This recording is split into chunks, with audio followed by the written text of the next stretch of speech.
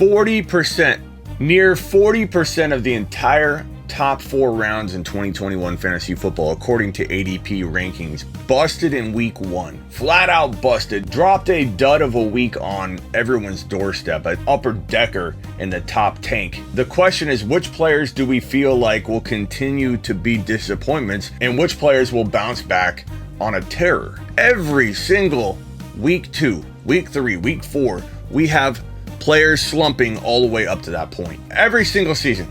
And before week 1 kicked off, I warned everyone, week 1's going to be full of disappointments. And do you freak out? Do you not freak out? Is there good reason to freak out? In some cases, there will be. But determining what player that busted in week 1 will continue to disappoint, it's not an easy task. But we're going to attack it. We're going to break it down. I'm going over every single bust player in week 1 that was inside the top 48 players, the top 4 rounds in fantasy football drafts. And I'm going to give you my confidence level, my percentage chance that these players will continue to bust or not continue to bust, which will in turn allow you to know which players to buy, which players to sell heading into week 2 fantasy football. The Fantasy Football Show begins now. This is the Fantasy Football Show with your host, Smitty.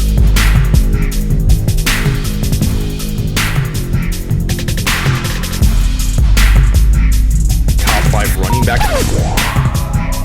You're watching the Fantasy Football Show. Smitty. Take a lap. Number 1, the top bust from week number 1 was Derrick Henry, the biggest name player to drop a dud week. But before we get to Henry, let's take a look at the top 48 players and which ones we consider busts for week 1. Who busted and dropped a nothing burger on you considering the value you invested. Right here, we've got the top 48 according to ADP data heading into week 1. McCaffrey and Cook balled out. Henry, bust. Kamara, balled out. Zeke Elliott, bust. Nick Chubb, balled out. Aaron Jones and Davante Adams both busted. Jonathan Taylor delivered. Saquon Barkley did not. Tyreek Hill, Travis Kelce, and Patrick Mahomes at 11, 12, and 13, they all balled out, and Mahomes made sure of it. Number 14, Najee Harris, bust. 15, Austin Eckler, delivered. Number 16, Diggs, bust. Gibson, McCaffrey, Mixon, Hopkins, all delivered. Ridley and Clyde at 21 and 22, bust. A.J. Brown barely squeaked into the non-bust category. He did pull in a touchdown. He didn't exactly ball out, but we're not going to throw him in the bust category. Waller plays tonight at 24. Jefferson, Allen, 25 and 26, bust. Josh Allen. 27, Monty, balled out. 28 is Jacobs. He plays tonight or could play tonight. Carson, Kittle, Keenan Allen, all delivered. J-Rob, bust. McLaurin didn't ball out, but he didn't exactly bust. You could probably say he disappointed a little bit, but we'll just put him in the non-bust category because I don't think anybody's going to sell low on him. He still did fairly well. Evans, bust. Sanders, delivered. Lamb, delivered. Kyler Murray, number 37 here. He balled out in a major way. Allen Robinson, bust. Swift did well. Lamar Jackson plays tonight. Godwin did well. Woods did fairly well at 42. Julio Jones, bust. Amari Cooper balled out. Gaskin did solid. 46, A-Rod, bust. Thielen, 47, balled out. Kyle Pitts busted at number 48. 17 at the top 45 because you got to take Lamar, Jacobs, and Waller out for now. So 17 out of the top 45 completely busted. I mean, absolutely dropped a nothing burger for you. Considering what you paid. And there's a handful of guys that were borderline, like McLaurin did okay. Gibson, he did all right, but he definitely felt very disappointing. So 5 overall in fantasy football drafts was Zeke Elliott, and Zeke Elliott dropped a dud in week 1. I do believe that this is the toughest defense in football, okay, in terms of stopping the run. There are Giants that were stopped all season long last year. Let me put this graphic on screen and show everybody that nobody but Dalvin Cook ran against this defense in 2020. So if you look at this right here, 16 yards in week 1 for Kamara. I didn't leave anybody out either. This is every single matchup. And in cases where the starting running back didn't get all the volume, it felt a little bit like a sharing situation that week. I put the team stats. I didn't leave anything out. I wanted it to be completely honest and transparent. Kamara, 16 yards. McCaffrey, 59 yards. 26 for Melvin Gordon. The entire team for the Chargers that week, 46 yards. In week 5, Monty had 29. Aaron Jones had 15. Jacob, 17. Gallman, 44. Kamara again, 40 yards. Mike Davis, 32 yards. Entire team for the Rams in week 11, 37. Clyde, 37 yards. And then Dalvin Cook in week 14 dropped 102 yards on 22 carries. But he got the volume. No one else got 22 carries like that. McCaffrey got 18. He only delivered 59 yards. The entire team in week 15 for the Falcons, 37 yards. Swift, 45 yards. And then in week 17, Gurley had 18 yards. This defense shut down everybody. So when people say, oh, he still looked bad. How did he look bad? How did Zeke look bad? Because he didn't have room to run? Because there were 2 linemen there to tackle him at every turn? He had no room to navigate, and on that touchdown where there wasn't a good block to be had, and Zeke could have punched in a touchdown, and had he punched in a touchdown, we wouldn't even be having this conversation. It'd be like, oh, Zeke did like what Gibson did. He didn't make the bus list. He delivered. Little underwhelming, but he delivered. That would have been the story if Zeke punched in the touchdown. And on that play, I had people saying he looked bad, he looked slow. He's trying to figure out what to do when he's getting closed in on, so he's not going 100%. He's stutter stepping. He's calculating, how can I get out of this? For people to say he looked garbage, he looked slow, he looks washed, they're just saying that. They're hearing it, and they're saying it. They're looking at the stat line, and they're saying it. They're not watching the game. He's looked like in some of the best shape of his entire career. In practice, he's fine. Zeke Elliott, there's some risk to maybe the fact that they pass too much, and that's why my confidence level will be at a certain level. But my bust radar is telling me that from a scale of 0 not being worried at all to a scale of 10 being as worried as I can be, my risk level, my bust radar, my meter is telling me that Zeke Elliott is a number 2 out of 10. Not extremely worried right now. And the only worry, again, is that they throw. But even that, when people say, oh, they're just going to throw 80% of the time, offenses don't throw 80% of the time. It's not going to happen. Like, could they throw more than normal? Yeah, but there's still a lot of volume to be left for Zeke Elliott on the ground. Not to mention he's one of the better PPR backs in football. He'll be more involved. This was the Tampa Bay Buccaneers. Calm down and buy low. Buy low. Zeke Elliott, especially if you're in a case where you have a player I don't believe can bounce back, like Derrick Henry, or in a case coming up here in Saquon Barkley. I mean, he'll bounce back, but will he be what people paid for? I don't think so. We'll get to Barkley in a second. But to get out of those situations, Zeke Elliott is a great potential guy to grab. Aaron Jones is up next. He's our third red out player, our red line player from the top 48 overall rankings coming out of draft day before the season kicked off. This is ADP data. And Aaron Jones came in at number 7 overall on ADP data. And he flat out busted in week 1. And while I'm confident that his talent is still there, I am worried about the fact that he is so touchdown dependent. If you take away his touchdowns, he's not going to produce what you're paying, which is top 10 value, top 10 overall value, top 5 running back potential value. He needs the touchdowns. He's not a 1,400-yard rusher. He barely rushes for 1,000 yards. With the extra game, he might be looking at 1,100. He needs 15 touchdowns in order to gain his value. And it's not that I don't think A-Rod can bounce back, and you'll see later that I'm not too worried about A-Rod. I'm just a little bit worried about the fact that we don't know what his touchdown volume looks like right now. We're pretty confident A-Rod can turn this whole thing around. He lives in the drama. He was born and it molded by it. He didn't just adapt to the drama. He was born in it. So A-Rod, I like bouncing back, but then you got A.J. Dillon, and he always looks so good when he's on the field. And if Aaron Jones gets hurt, and he still hasn't in my mind, and you can say, oh, Smitty, he hasn't been hurt in a couple years, he still gets banged up a lot, and he plays through it. But Aaron Jones in my mind from the past, and just the fact that I can't shake the label free in my own mind, he comes with a little bit of injury risk in my opinion. and you add that to the uncertainty of the TD volume, and you add that to the fact that A.J. Dillon's there, that this guy can vulture, and he looks so good when he's in there, and he's fresh, and they want to maybe get him involved. They kind of do. You kind of get the sense that they want him more involved this year. I feel like the risk value is a 6 out of 10, 10 being ultra worried, 0 being not worried at all. I'm going to throw a 6 on Aaron Jones at number 7 overall ADP value that you paid. So sell high and buy some of the guys that have the lower risk level that we're going over today. But that's how I feel about Aaron Jones heading into week 2 on. Davante Adams, you paid number 8 overall value for this guy, and he did nothing in week 1. How worried am I? I'm not worried. I'm not. This is Davante Adams. And Aaron Rodgers and Davante Adams, if anything gets fixed, it's the passing game. I still worry about Aaron Jones. I told you why just a second ago. But I'm not worried at all about this guy right here. Adams is going to get fed a ton if the Packers continue to play from behind and play bad football. This was a weird situation. It happens all the time. There's the best receivers in fantasy football, in the history of fantasy football, have had dud weeks in week 1 before. It happens. And I'm buying low at every turn. I'm not worried whatsoever.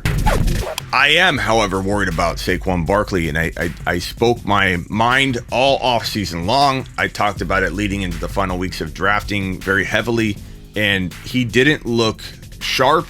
He looked like he was trying to get through the game, and he got through the game. So that's good news. Here's the skinny on Barkley coming out of week 1. Barkley ran the ball 10 times for 26 yards. That's not obviously good. And I worry about the offense moving forward. That's like red flag number 1. I worry about the offense. Will Barkley have a bunch of 8-man fronts all year long working on this knee and driving him into the ground? I don't see him staying healthy. I'm more worried about Barkley right now than I was when I thought he may not play week 1. This team looks awful in a lot of ways, but the good news is he did start. He played 47% of the snaps, which was not bad considering what we were thinking might happen. Devontae Booker had 4 carries. The Giants looked awful on offense, which again is red flag number 1. Health and concern about Barkley getting hurt based on the fact that he's going to be facing stacked boxes and brutal defensive game scripting. That's red flag number 2. Number 3, injury often occurs after an ACL tear when someone's not completely ready to return, which is what I'm trying to hint at, that I think Barkley is not fully ready because he barely made all the cutoffs to even get on the field in this one. I feel like he's rushing it and he's pressured to rush it and get back. And we don't know what kind of setback he may or may not have had in the offseason. I still firmly believe we might hear something later because this is how news comes rolling into us these days. It's awful. But we hear it later where it's like, oh, he had a cleanup surgery in May. Well, that explains why he was behind. I feel like we're going to hear something like that. I have no insider information on that. That's a gut instinct. But the fact that Barkley doesn't feel ready, the compensation is a concern for me. I have a feeling that with the stacked boxes and the bad defensive game scripting that he's looking at, the opposing defense is looking to shut him down because they're not afraid of the pass.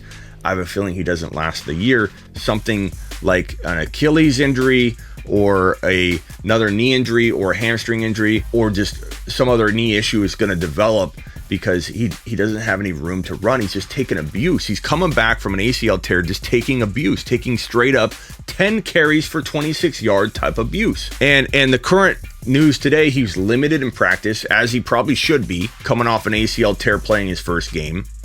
Not that shocking. But the news comes out, the Giants coach saying that, unless the medical team tells us something else, Barkley should be under center for Thursday's matchup against the Washington Redskins, which is another brutal matchup on a short week. You guys aren't going to like this one, but my confidence level of Barkley continuing to disappoint or disappoint entirely at the end of the year is a high level, 8 out of 10. 10 being the worst and most concerned you could possibly be, 0 being not concerned at all. My concern level is at an 8 out of 10 moving forward for Barkley, and he's a sell high for me for the remainder of the year if you can get away with selling him high. And the best way, again, is not to go after a big name player that's doing well. You have to go after another doubted player on the list here that is also freaking people out, and maybe you can swap risky players, quote unquote, and get yourself into a player that you believe is going to do well all year. Najee Harris was drafted in the 14 to 18 overall range and is a bust candidate because he didn't deliver and produce a ton of work, but he was on the field almost the entire time, if not the entire time, for the Steelers. The usage was there. It just wasn't an efficient day, and the Steelers couldn't necessarily move the ball down the field the way they wanted, but the volume's there. I'm not worried about his talent, and I know the offensive line is a concern, but I'm buying low at every turn, and my risk level from a 0 to 10, 0 being not concerned at all, 10 being the ultimate concern, is 2. I'm not worried. In fact, he's my favorite running back by low so far, and probably on this entire board. I like Zeke Elliott a lot too, but I love trading for Najee Harris. I think he's a very low risk acquire right now, and especially if you're dealing with a Henry or an Aaron Jones or a Barkley or another player that I doubt, like J-Rob. Get rid of J-Rob and a receiver that's popping off right now and try and get Najee Harris. He's probably one of the best buy lows. He's a league winner at this point. Najee Harris is a league winner in terms of going and getting him in a trade. So I love Najee right now. I'm not worried about Diggs at all. 1 second, don't go anywhere. I'm still going to talk about Diggs. I just want to give you one quick little hint as to who you should be using for your DFS and prop combination fantasy football craving. Watch this real quick. I've got a new way for you to experience daily fantasy sports and esports. It's called ThriveFantasy, baby. And you can find it at smitty1.com/thrive. Based off player props, the way you love to play fantasy, you set your lineup of player props. Choose your lineup of over-unders on the app. Each prop has a fantasy total that gets added up. So you're setting like a lineup based on the player prop. Wait a minute, Smitty. You're telling me you can play fantasy football using player props? That's right, Bob. You can actually build a lineup using player props and get the provided fantasy points that are allocated for that player prop to land. Rack up the most points, Bob, and you win a certain percentage of that prize pool, baby. Prop up with Thrive Fantasy today. Smitty1.com/thrive. I'm not worried about Diggs. Diggs will be fine. He's still a potential top 1 to 5 wide receiver in fantasy football. He dropped a bad game, but Josh Allen is a big reason why Josh Allen dropped a bad game. Diggs can't do well if Allen doesn't do well. So I think if anything, we got to look at Josh Allen and determine, is Allen a guy that we're worried about? So let's put Allen on screen too. If we were worried about Allen, I would then be worried about Diggs. I have a confidence level of 0 in terms of bust going forward. 0% of me is worried about Josh Allen and Diggs busting moving forward. Assuming they both stay healthy, I think it's going to be one of those. You buy these guys low right now, and you can buy them as a duo. You can trade like a Godwin and another quarterback. Like I've seen a couple offers come through on my text line where people could trade Brady and Godwin for Allen and Diggs, and it's like, oh my God, what a home run move. 0 out of 10 in terms of my bust meter. I have no concerns about this duo going forward. And aside from Harris at running back, these are probably my 2 favorite go-get players because they're like can't miss as long as they stay healthy in my mind. Go get both of them before it's too late because they'll never be cheaper than they are right now. I have very little worry about Ridley. Ridley will be fine. I think that buying him low is one of the smartest things you can do. If you got a guy like AB or Godwin or Lockett, or even if you have like a really good backup quarterback, you got Herbert and Kyler somehow, and I've seen that before. Or let's say your team's in shambles and you need to get rid of Kyler to make other parts of your team better, because with Kyler, without Kyler, you're not going to win because you've been hit with injuries. You got J.K. Dobbins went down, maybe you lost Mike Thomas and you did an early draft, whatever the case may be. And you're like, I've got Kyler, I've got this bargaining chip, this player that can get me a ton in trade value, even though I don't want to trade him. And I believe in Kyler. We're not trading Kyler unless we're getting top dollar. 2 filet mignons for 1. That's the only way I trade Kyler Murray. But Ridley's there for the taking. Not that you would necessarily even need to give Kyler straight up. You could get Ridley and something because people are freaking out about Ridley. So if you've got that 2 quarterback situation on lock and you only start one, like this is the kind of move you make to win a league. You get a Ridley before he ends up, going up in value again, and he will because he's a stud. I have 0% worry about Ridley. Nothing about his talent or situations worrying me. If anything, they're just going to throw more if things aren't gelling well with the running game and Mike Davis. This is going to be an easy bounce back week 2 for him. So go buy Ridley now while you can. I'm worried about Clyde a little bit, but not as much as many of you probably think I'm going to be worried about him. I feel like Clyde, he had 3 receptions for 29 yards. It wasn't an awful PPR day for him. It was just a weird game. And I know we can't keep using that excuse because that technically is game scripting. If he could get game scripted out, then this is a problem, right? But you still got to remember, you took him at number 22 overall on average.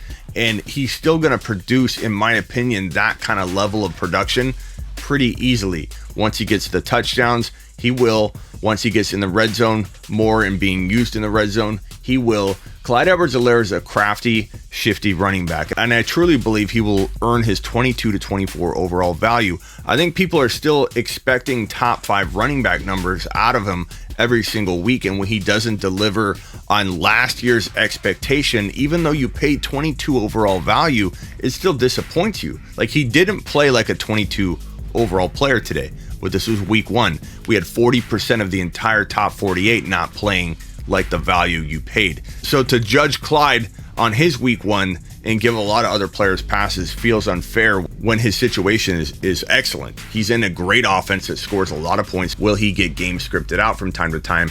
And I think he's getting more and more used in the passing game, so I don't think he will on average be game scripted out when they go pass heavy. The offensive line's retooled, is still gelling. I think Clyde is a great buy low right now. And even though I love him and he's a great buy low, there's still a little bit of concern about being game scripted out. But I'd say this is a 4. No, I'd even move it. I'm going to move it to a 3. A 3. I'm concerned a 3 out of 10 in terms of the bust potential continuing on into the remaining weeks. That's a pretty low number. And I think people should buy low, especially if you're in like a bind with Barkley or Henry or Aaron Jones or other players that I doubt, like J-Rob. JJ, go get Justin Jefferson. I have 0 concerns about him. 0 out of 10 on the bust meter. He's not going to bust unless he gets hurt or something. This guy is a stud. And the fact that I've heard, hey, should I trade Godwin for him? Or, hey, should I trade AB for Jefferson? The fact that this trade can even happen after 1 week of football is so head scratching to me. Go get JJ now. You will never see him cheaper than he is right now. We talked about Josh Allen already. I'm not concerned whatsoever. And again, I'm not concerned about Diggs. J-Rob, I'm worried.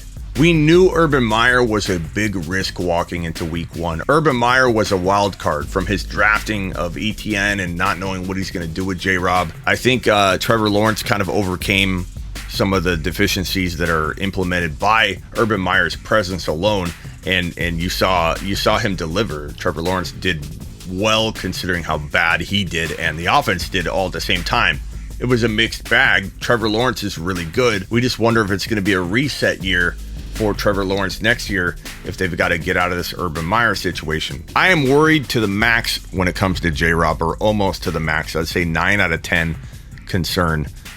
0 being not concerned at all. 10 being concerned that the bust will continue. And if it's me, I'm selling high if I can. And I have very little confidence that J-Rob will be consistent or used properly in 2021. I just don't trust Urban Meyer at all. I go get Mike Evans right now in all leagues because he's the definition of consistency on the year. He's up and down during the year. In total point leagues, he's a little more consistent because the stats will be there at the end. JP and all of us talked about this in the YouTube exclusive group that you can join going to my main YouTube page, clicking the blue join button and getting on those 2 video calls we do every single Sunday. So join up and be a part of those. They're like big Zoom calls where we get on Sunday, halftime of the morning game Sunday, halftime of the Sunday night game. We talk about all of this stuff. And we did this marker board session last time we jumped on there on Sunday and did all this breakdown ahead of time. So join the YouTube exclusives. But I'm not worried about Mike Evans. In fact, I put him at a 3 and say go buy him low. I think he can be a wide receiver 1, a low-end wide receiver 1. He's going to get his turn. Everybody just taking week 1 and saying, oh, Tom Brady only looks AB's direction, or he only looks Godwin's direction, or Godwin's going to stay healthy. Like, Evans will be fine. Evans will be fine. Tom Brady's smart enough to be like, okay, everyone's going to be looking at Evans and AB. Watch what I'm going to do on Sunday in week 2. I'm going to force feed my boy Mike Evans, and he could have a 2 or 3 TD game. And then what's everybody saying at that point? Go buy Mike Evans low. Allen Robinson worries me enough that, until they figure things out on what they're going to do, I feel like he's still a 7 in terms of what you paid.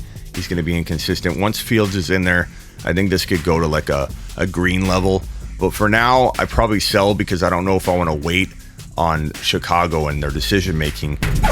Julio is a big concern because this offense is not going to be pass heavy, and the dynamic of it has changed from staff to players. This offense is not the same as it was last year, and they could struggle. And they're not a pass heavy attack. They're trying to run, and I don't know where Julio fits in. I don't know how it's going to affect A.J. Brown, which is why I worry a little bit about A.J. Brown, because you can't just take the allocated targets that were going to Jonnu and to Corey and say, now Julio gets this and A.J. Brown gets that. It doesn't work that way. It's a new offense, there's some new staff, and we don't know what the heck we're looking at. And so far in week 1, it doesn't look good. My confidence level is an 8 out of 10, 10 being super concerned that this bust potential continues in the coming weeks. So if you can sell high on Julio, I would. I don't even know if you can right now, but I don't have confidence that Julio is going to deliver anywhere near his ADP, which was about 40 to 43 overall.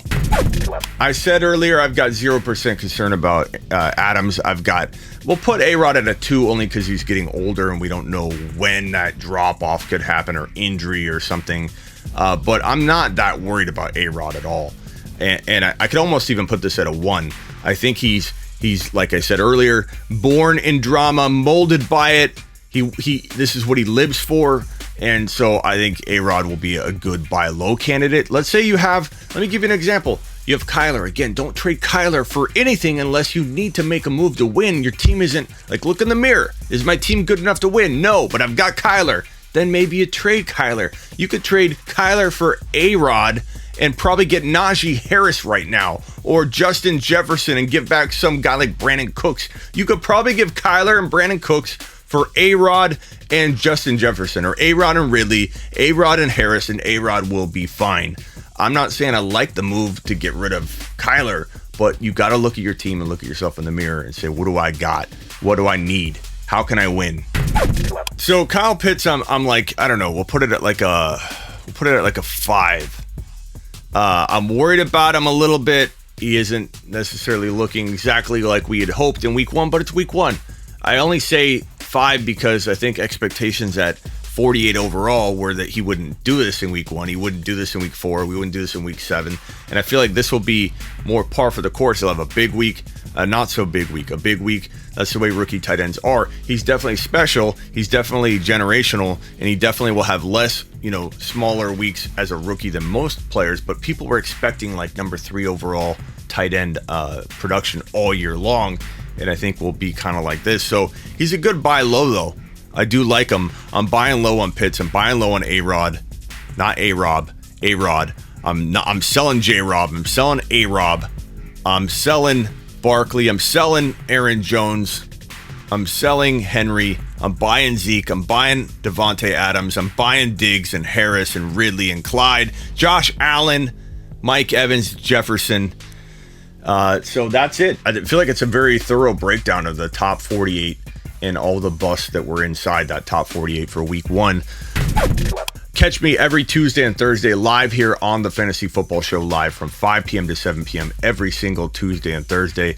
Order my text advice at heysmitty.com. Let's get the one-on-one text advice going so we can fix your league, cook up trades, talk about waiver wire ads and all that good stuff. And find everything at smitty1.com. Later. This is the Fantasy Football Show with your host, Smitty.